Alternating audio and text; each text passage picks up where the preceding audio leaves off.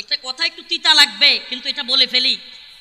যদি আপনার ঈমান দলের ঈমান হয়, যদি দলের ঈমান আপনার ঈমান হয়, দলের ধর্ম আপনার ধর্ম হয়, নেতার ধর্ম আপনার ধর্ম হয়, নেতার ঈমান আপনার ঈমান হয়, তবে মনে রাখবেন আওয়ামী লীগ যেমন ভারতের দালালি করতে গিয়া, ভারত প্রীতি দেখাইতে গিয়া ইসলাম এবং ধর্মীয় ইস্যুতে ভারত বিরোধিতা করতে পারে নাই, নেতাদের অনুসরণ করে কর্মীরাও ভারত বিরোধিতা করে নাই, তেমনিভাবে আগামী দিনে আমেরিকা ইস্যু আসলে আপনি বিএনপির লোক, আপনি আমেরিকার বিরোধিতা করতে পারবেননি। এই কথা ভালোভাবে বুঝেন মুসলমান, কথা ভালোভাবে বুঝবেন। খালি আওয়ামী লীগকে দোষ দিবেন না, গণতান্ত্রিক রাজনৈতিক দলগুলোর এগুলোর অবস্থা মুদ্রার এপিট ওপিট।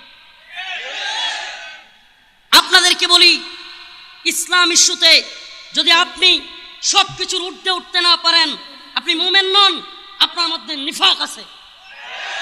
কথা ভালোভাবে বুঝবার চেষ্টা করেন। আওয়ামী লীগ ইসলাম ইস্যুতে, ঈমান ইস্যুতে ভারত বিরোধিতা করতে পারে নাই। নেতা নেত্রীরা ভারতের পা চাটা গোলামি করেছে, ভারতের প্রভু মেনে, ভারতকে প্রভু মেনে নিজেরা দাসত্বের ভূমিকায়, নিজেরা গোলামের ভূমিকায় অবতীর্ণ হয়েছিল। আমরা জানতে চাই, আজকে আপনি যারা বিএনপি দাবি করেন, আপনি বিএনপি করেন, আগামী দিনে আলেমরা যদি ইসলাম প্রশ্নে, ঈমান প্রশ্নে, দ্বীন প্রশ্নে আমেরিকার বিরোধিতা করে, আপনি কোন পক্ষে থাকবেন? তখন আপনার ঈমানও টের পাওয়া যাবে। এত খুশি হয়েন না হুজুররা আওয়ামী লীগের বিরোধিতা করে, হাসিনার বিরোধিতা করে।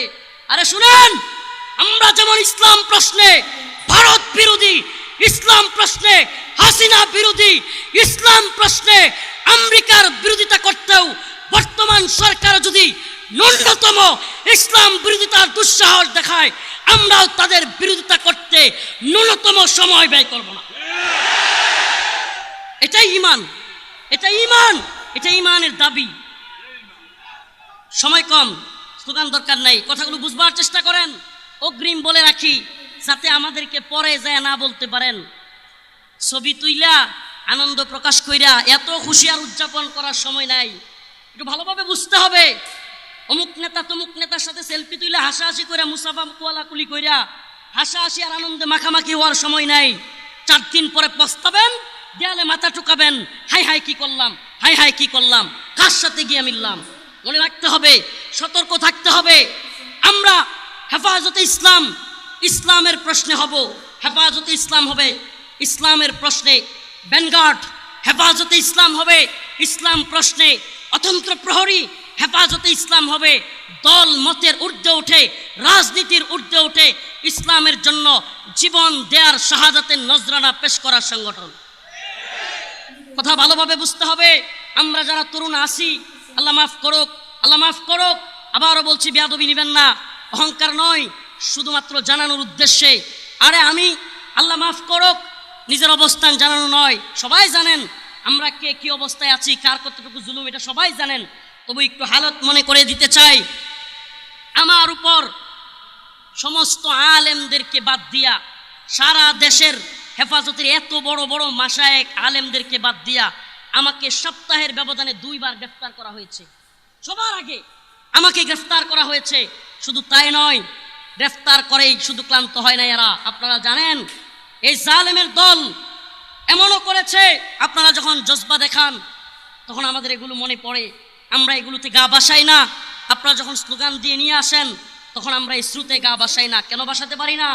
এমনও দিন গিয়েছে, কারাগারে যেই রুমে আছি সেখান থেকে বেরোতে দেয় না দীর্ঘদিন।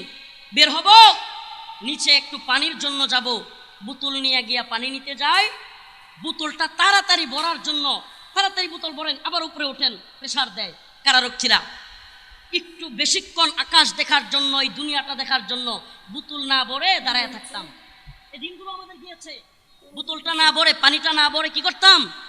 অযথায় সিরিয়ালে দাঁড়ায় থাকতাম। কেন? একটু যেন নিচে আকাশ দেখতে পারি। এই অবস্থাটা আমার উপর দিয়ে গিয়েছে।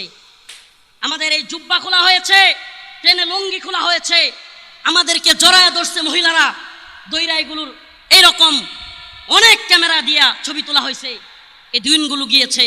প্রিয় হাজিরিন, কেন বলতেছি এই কথাগুলো? বলতেছি এজন্য, আমরা তরুণ মানুষ, আমরা যুবক মানুষ, অল্প বয়সী মানুষ, আমাদেরকে সবার আগে গ্রেফতার করেছে জালেম। কেন? কারণ আমাদেরকে তারা থ্রেট মনে করেছে। আমি আবারও বলি, হেফাজতে ইসলামের নেতৃবৃন্দ যারা এখানে আছেন, নোয়াখালীবাসী, আপনাদের এই সাহসী উদ্যোগ, এই প্রজন্মের সবচাইতে বেশি মাজলুমদেরকে নিয়ে আপনারা এই নোয়াখালীবাসী যে প্রোগ্রামটা করেছেন, আমি প্রথমেই এই সাহসী ভূমিকার জন্য আল্লামা নিজামউদ্দিন সাহেব হাফিজাহুল্লাহকে আন্তরিকভাবে মুবারকবাদ জানাই। এই মানুষগুলো সবচাইতে বেশি জুলুমের শিকার, আপনারা মনে রাখবেন, এই মানুষগুলোকে যদি আপনারা পাশে থাকেন, ইনশাআল্লাহ সুম্মা ইনশাআল্লাহ আগামী দিনে এই সব মানুষগুলোকে দিয়ে ইসলামী বিপ্লবের স্বপ্ন দেখা যায়। অতএব আবারও বলি, আমাদেরকে গ্রেফতার করার কারণে, আমাদেরকে আগেভাগে রিমান্ডে নেওয়ার কারণে, দীর্ঘদিন কারাগারে রাখার কারণে, ওদের ক্ষোভের কারণে আমরা হেরে যাই নাই।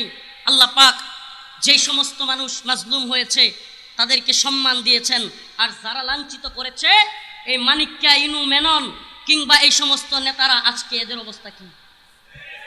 এই তো সেদিনের আইজিপি চৌধুরী আব্দুল্লাহ আল মামুন, আমি কোথাও বলি না, সারা দেশে এই লোকটা আমার প্রোগ্রাম নিষিদ্ধ করে দিছিল, কেউ জানে না।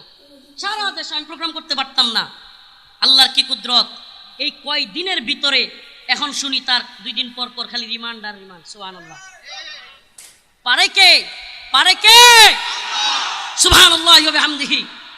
ওয়াল আউয়াল ওয়াল আখির ওয়াজ যাহির ওয়াল বাতিন। আল্লাহই প্রথম, আল্লাহই শেষ। ওয়ালিল্লাহুম্মা মালিকাল মুলক তুতিল মুলকা মান তাশা ওয়া তুইজ্জু মান তাশা ওয়া তুযিল্লু মান তাশা বিয়াদিকাল খায়র। আরে আল্লাহই সব। তাবারাকাল্লাযী বিয়াদিহিল মুলক ওয়া হুয়া আলা কুল্লি শাইইন কাদির। আরে যেই রব সব পারে, সমস্ত ক্ষমতার মালিক যিনি, আমরা তার ক্ষমতায় বিশ্বাস করি। আওয়ামী লীগের কিংবা বিএনপির কিংবা ডক্টর ইউনূস সাহেবের ক্ষমতায়, আমেরিকা কিংবা ব্রিটেনের ক্ষমতায়, ভারতের ক্ষমতায় আমরা বিশ্বাস করি না। আমরা কার ক্ষমতায় বিশ্বাস করি? আরে আল্লাহর ক্ষমতায় বিশ্বাস করা ব্যক্তিদেরকে ভয় দেখায় লাভ নাই। আল্লাহ কসম, আল্লাহর এই জমিনে শাহাদাতের নজরানা পেশ করার জন্য হামেশাই আমরা প্রস্তুত, কিন্তু কোন দলকেই ইসলাম বিরোধী এজেন্ডা বাস্তবায়ন করবার জন্য দিব না। আমরা আপনাদের পাশে আছি, ভারত বিরোধিতায়। মনে রাখবেন, আপনিও ঢাকা যাবেন, আমিও ঢাকা যাব, সমস্যা কি? একসাথে যাই, আপনি আরেক দলের হন, এতে সমস্যা নাই। আপনি ঢাকা যাবেন, আমি ঢাকা যাব, আপনি কুমিল্লা পর্যন্ত যাবেন। আচ্ছা আসেন, কুমিল্লা পর্যন্ত তো একটু শক্তিশালী হইলাম। এই রাজনীতি আমরা বুঝি, আসি, কিন্তু ভারতের বন্ধু হওয়ার চেষ্টা করবেন, আপনার সাথে আমরা নাই। মনে রাখবেন, ভারতের সাথে পিরিত দেখায় ক্ষমতায় আসার চেষ্টা করবেন। হ্যাঁ, এই জাতি যেমনি মাথায় তুলতে পারে, আসারও দিতে পারে। হুট করে আসার কায়ে পড়ে যাবেন, হাইরে কি হইল, জনপ্রিয়তার বেলুন হুট করে দেখবেন ফুটা হয়ে গেছে। সাবধান, এ জাতি শত্রু মিত্র চিনো, শত্রু মিত্র চিনবার চেষ্টা করো।